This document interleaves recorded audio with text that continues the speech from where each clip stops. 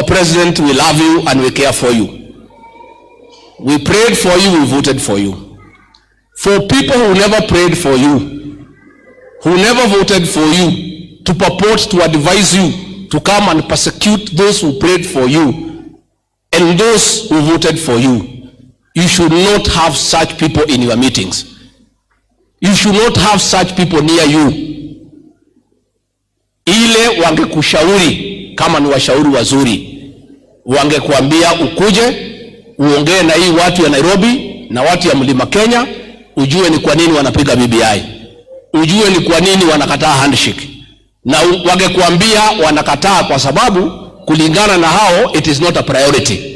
Lakini kukushauri utoe kiboko, utumie ile mamlaka wamekupea kuwaumiza, hiyo ni mashauri ambayo imepotea. Your Excellency, Mr. President, you must keep away from such advisors. The commanders, the Murathes, the Atuolis, the Malalas of this world cannot be your advisors. All you need to do is follow the Jubilee Manifesto, follow the Constitution, and do the right thing. And if, Mr. President, you must get advice, in case you must get advice, when we look at the state of the economy, which is in ICU, this country is in ICU, is totally destroyed.